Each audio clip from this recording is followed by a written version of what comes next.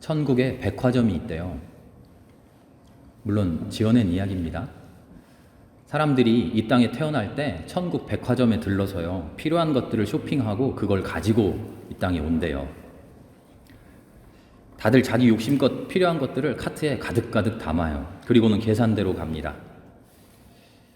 기다리면서 앞사람 계산하는 거를 보니까 와, 이거 값이 만만치 않습니다. 조금 걱정돼요.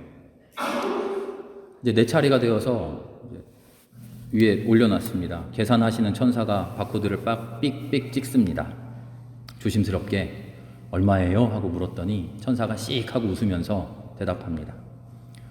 손님은 공짜네요. 뭐라 그랬을까요? 하나님이, 예수님이 다 지불하셨습니다. 눈이 동그래져서 묻습니다. 주위 사람들도 다 놀라서 쳐다봐요. 다 공짜는 아닌가 봐요. 도대체 뭘 골랐길래 공짜인가 하고 봤더니 세상에 나가서 살게 되면 기쁘고 평화롭게 이웃들과 살아야지 싶어서 사랑을 골랐고요. 평화를 골랐고 화해를 골랐어요. 때로는 참지 못할 일도 생기겠죠. 그러니까 인내를 골랐어요. 착하게 충성되게 살아야지 싶어서 친절도 고르고 선행도 고르고 충성도 골랐어요. 그래도 남들 사는 거 보면 아무래도 욕심이 생길 것만 같아요. 그래서 절제도 골랐어요. 다른 사람들과 부딪힐 일도 쉽겠다 싶어서 온유함도 골랐어요. 천사가 말하기를 다른 건 몰라도 다른 건 다 돈 내고 사야 되는데요, 이런 것들은 다 공짜입니다. 오히려 사람들이 안 가져가려고 해서 걱정입니다. 이 주인공이 지금 뭐를 골랐죠? 우리에게 익숙한 말들이잖아요. 네, 성령의 열매들이죠. 우리가 이 땅에서 살아갈 때 필요한 것들이 정말 많아요. 돈도 있어야 되고요, 건강도 있어야 되고, 요즘은 또 이목구비가 또 번듯해야 된대요. 키도 커야 되고요, 엄마 아빠도 잘 만나야 되고요. 또 아무리 엄마 아빠 잘 만나도요, 또 좋은 나라 선진국에서 태어나야 된대요. 필요한 것들이 무수히 많이 있는데 하나님은 그 필요한 것들을 다 알고 계신다고 우리에게 말씀해 주셔요. 그런데 야속하게도 뭐가 필요한지 다 알고 계시면서 모든 사람들에게 그 필요한 모든 것을 다 주지 않으셨어요. 어떤 것들은 우리 보고 스스로 알아서 챙기라고 그러셔요. 아니, 필요한 게 뭔지 다 아시면 다 미리 주시면 좋겠는데 그러지 않고 알아서 챙기라 그래요. 때로는 일부러 안 주시기도 해요, 야속하게. 그런데 그런 하나님께서 꼭 주시는 것이 있어요. 필요 없다고도 하는데, 고르지 않는데, 나 그거 필요 없어요 하고 스쳐 지나가는데도 굳이 나를 붙들고 내 삶에 집어넣어 주시는 게 있어요. 그게 바로 성령의 열매들이죠. 성령의 열매라고 하니까요, 우리는 이 열매라는 말에 집중을 해서 내가 나의 삶으로 열매 맺어야 하는 거구나, 내가 열심히 노력해서 사랑을 이루고 내가 열심히 노력해서 이루어내야 되는 거구나, 평화를 이루고. 그런데요, 더 근본적으로는 이 성령의 열매는 하나님께서 베풀어 주시는 거예요. 하나님이 허락해 주시는 거예요. 하나님이 우리에게 사랑을 허락해 주지 않으시면요, 평화를 허락해 주지 않으시면 우리의 마음에 애초에 사랑이라는 감정이 있을 수가 없어요. 애초에 평화롭게 살 수가 없어요. 하나님께서 이 모든 것을 그리스도의 보혈의 피로 우리의 삶 속에 부어주시는 거예요. 내가 내 힘으로 얻어내는 게 아니에요. 성령의 열매는 그래서 우리가 쟁취하고 우리가 얻어내서 하나님 앞에 자랑스럽게 나 이렇게나 잘 살았어요 하고 떳떳하게 내놓을 그런 게 아니라요, 애초에 선물로 받은 거예요. 그런데 왜 열매라고 할까요? 열매라고 하니까 내가 내 힘으로 얻어야만 하는 것처럼 우리가 오해하잖아요. 우리가 해야 할 일이 딱 하나 거기에 있어요. 그건 뭐냐면, 백화점에서 쇼핑할 때 물건을 어디다 담았죠? 카트에다가 담았죠. 이 카트가 비유입니다. 카트가 무한정 큰 카트가 아니에요. 도라에몽이라고 애들 만화 아세요? 거기 주머니가 하나 달렸는데 뭐든 다 들어가요. 그런 도라에몽 주머니가 아니에요. 짜파게티를 사려면 먼저 집어넣어 놨던 신라면 빼야 돼요. 두 개 다 넣을 수가 없어요. 공간이 허락되지 않아요. 우리가 해야 될 일이 뭡니까? 하나님이 우리에게 베풀어 주시는 그 성령의 열매를 내 안에 받아 갖기 위해서는 내 삶을 채우고 있던 다른 것을 기꺼이 내려 놓아야 돼요. 세상의 욕심, 세상의 욕망을 내려놓는 일이죠. 그것이 우리가 해야 되는 일이에요. 그리고 그것이 열매 맺는 일이라고 우리에게 말씀하죠. 바울이 갈라디아서 5장 23절에서 22절, 23절에서 성령의 열매를 쭉 늘어놓고는 그 뒤에 이렇게 이야기해요. 그리스도 예수께 속한 사람은 정욕과 욕망과 함께 자기 육체를 십자가에 못 박았습니다. 우리가 성령으로 삶을 얻었으니 우리는 성령이 인도해 주심을 따라 살아갑시다. 성령의 인도해 주심을 따라 사는 것, 그것이 성령의 열매 맺는 것이죠. 성령의 열매 맺으라 그랬는데 어떡하지? 사랑해야 되고 기쁨, 평화, 인내, 친절, 선행, 진실, 온유, 절제, 많기도 많구나. 이거 보통 일이 아닌데? 왜 그런 마음이 들까요? 내가 하려고 하니까요. 내가 하려고 하니까 그런 마음이 들어요. 어려운 마음이 들어요. 그저 성령의 인도하심을 받으려고 하면 돼요. 나의 노력을 내려놓고요. 나의 욕심을 내려놓고요. 내가 하려고 했던 것, 내가 열심을 내려고 했던 것 내려놓고요. 그저 하나님께 맡기고 인도하심만 받으면 돼요. 성령의 인도하심을 구하는 것, 성령의 인도하심을 따라가는 것, 성령이 우리에게 깨우침 주시고 성령이 우리에게 가르침 주실 때 순종하는 것, 그게 신앙생활이죠. 그 신앙생활을 지탱하는 근본이 어디에 있을까요? 오늘 함께 읽은 마태복음의 말씀, 베드로의 신앙 고백 속에 있습니다. 많은 사람들이 예수님을 만났어요. 똑같이 만났어요. 물론 제자들은 조금 더 예수님 곁에서 붙어 있었으니까 예수님을 조금 더 많이 보고 조금 더 그 말씀을 조금 더 들었겠죠. 하지만 사람들에게 이 얘기하고 제자들에게는 딴 얘기하고 그러지 않았어요. 예수님은 일관되게 하나님의 말씀을 전했죠. 똑같이 만나고 똑같이 말씀 듣고 똑같이 기적을 봤어요. 체험했어요. 그런데 그 예수님에 대한 고백이 다 달라요. 어떤 사람은 예수님을 두고 세례 요한이네, 요한이 환생했네 그러고요. 어떤 사람은 엘리야네, 어떤 사람은 선지자네. 그런데 베드로만은 예수를 하나님의 아들이라고 고백한다는 거예요. 그리스도라고 고백한다는 거예요. 여기에 핵심이 있는 거죠.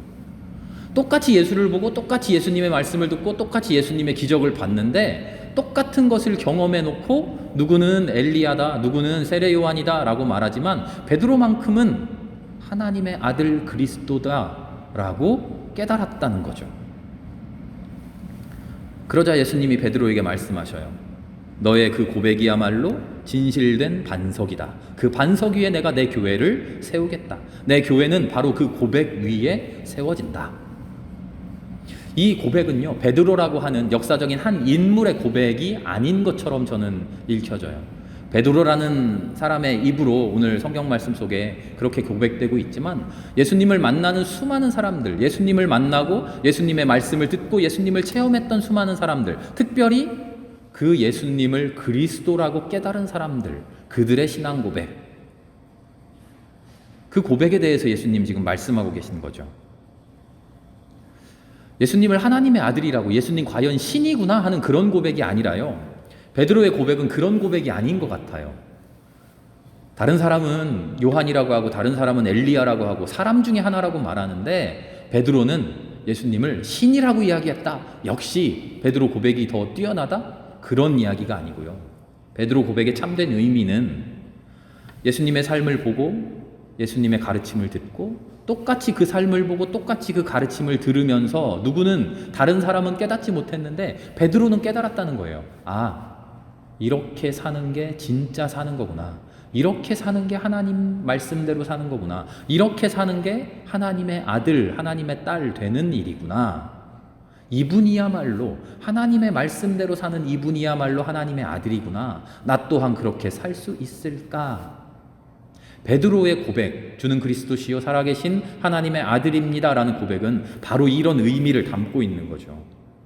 똑같이 보고 똑같이 듣고도 모르는 사람들이 있는가 하면 베드로는 예수님의 삶이 이게 진짜구나, 예수님의 말씀이 이게 진짜구나 하고 깨달았다는 거죠. 그게 성령의 역사하심이죠.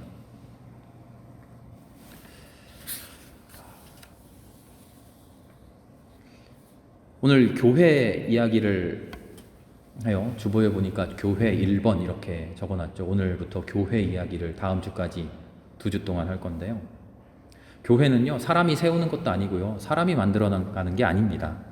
사람들이 내 마음대로 이렇게 저렇게 하는 것 같지만, 교회가 좌지우지 되는 것 같지만, 교회는 하나님께서 인도하시는 대로 이끌려갈 수밖에 없어요. 진짜 교회는 말이죠. 교회 이야기를 할 때 항상 듣는 이야기가 있어요. 성경 공부할 때 그렇죠. 교회 이야기를 하면서 교회의 머리가 누구냐? 정답 다들 아시죠?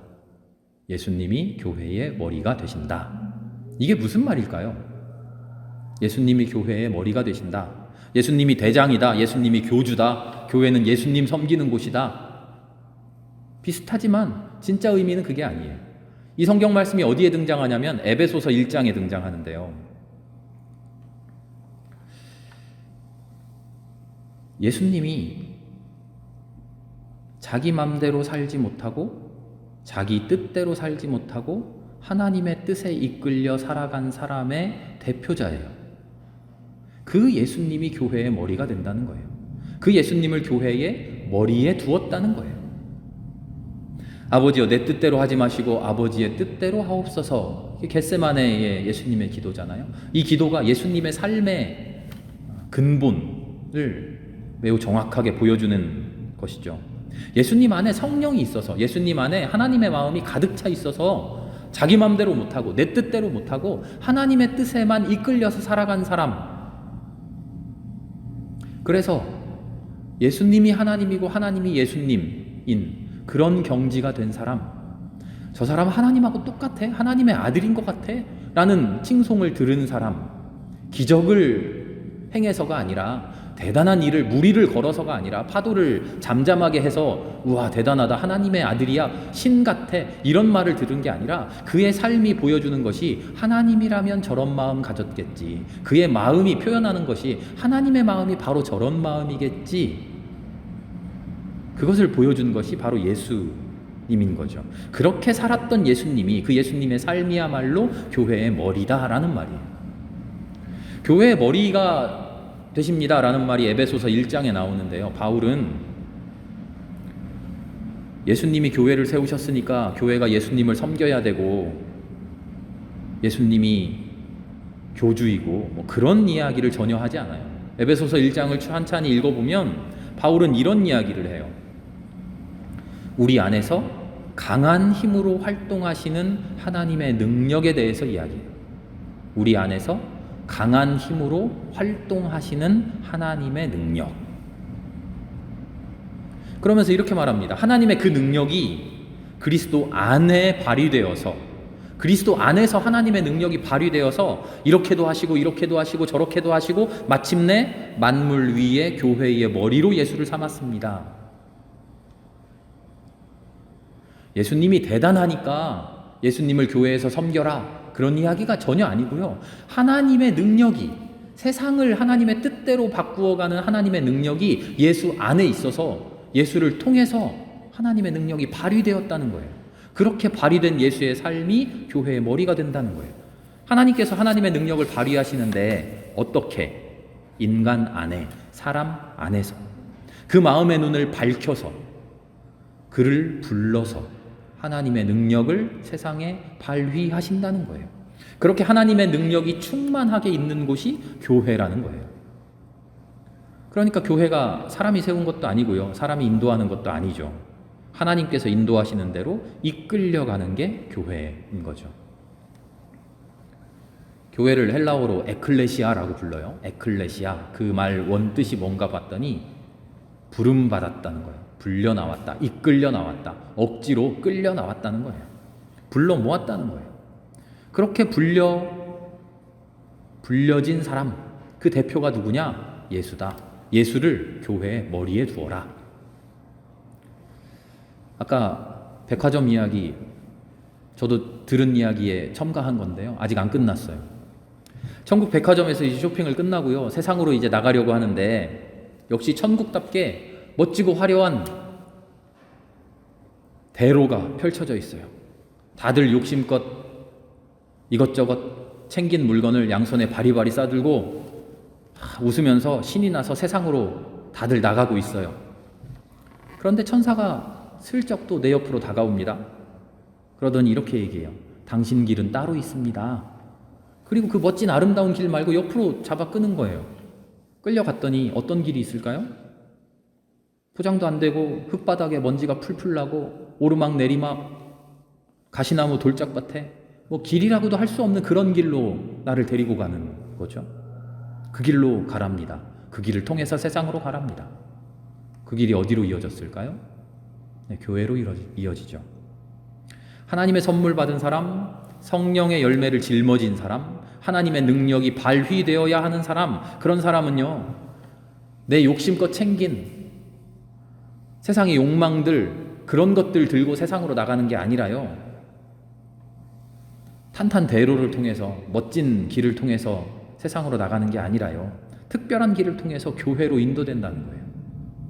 여기서 말하는 교회는요, 생명교회, 열린교회, 무슨 경신교회 하는 그런 교회가 아니라 하나님께 불려온 사람, 하나님께 이끌림 받은 사람, 에클레시아의 일원이 되어서 세상에 나간다는 거예요.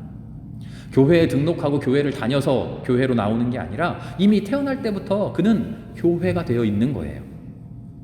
하나님께서 그 안에서 하나님의 능력을 발휘하려고 특별히 그렇게 선택된 사람이 되어서 성령의 열매를 짊어지고 세상으로 나간다는 거죠.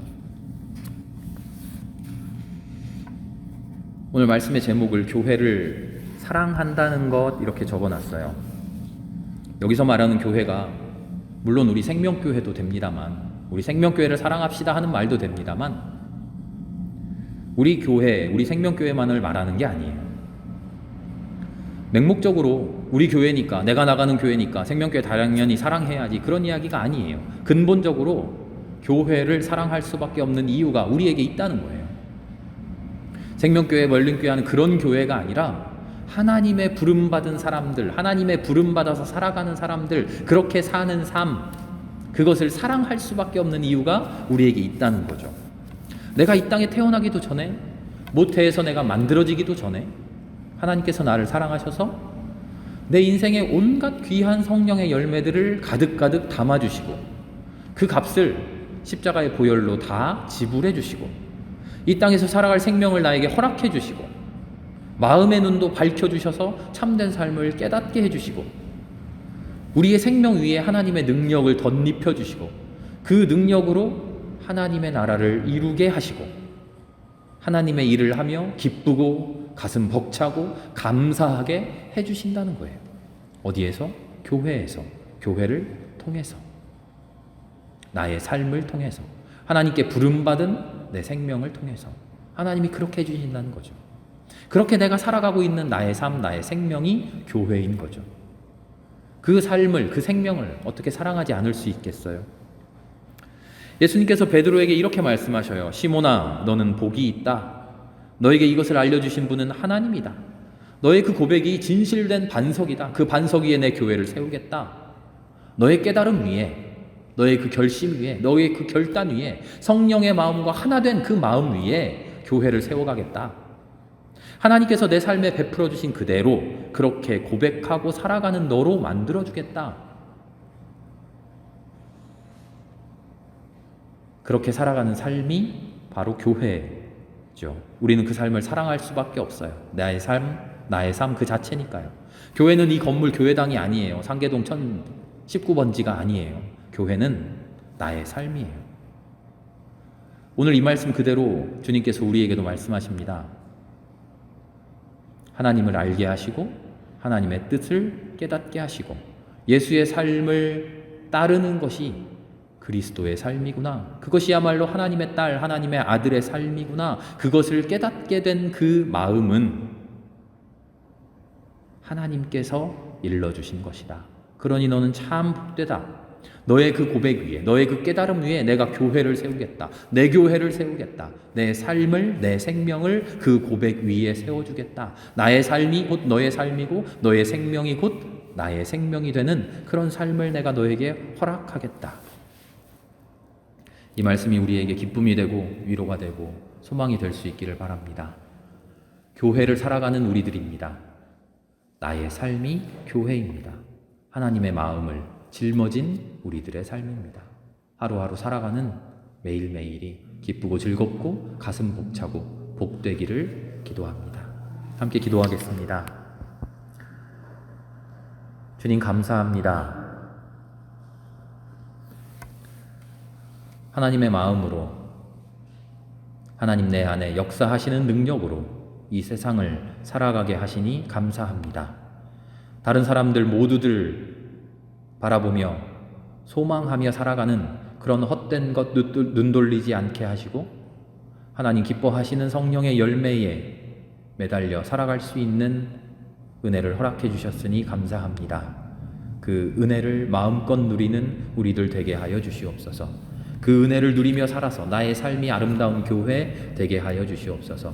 그 교회를 사랑하는 우리 되게 하여 주시옵소서. 마침내 그 삶을 아름답게 살고 주님 앞으로 갔을 때 그래 내가 이럴 줄 알았다. 내가 너야말로 참으로 그 열매를 아름답게 맺어낼 사람일 줄 알았다. 기뻐하시고 즐거워하시는 하나님의 말씀 듣게 하여 주시옵소서. 나의 삶을 기쁘게 살아내는 당신의 딸, 당신의 아들 되게 하여 주시옵소서. 모든 말씀 예수님의 이름으로 기도합니다. 아멘.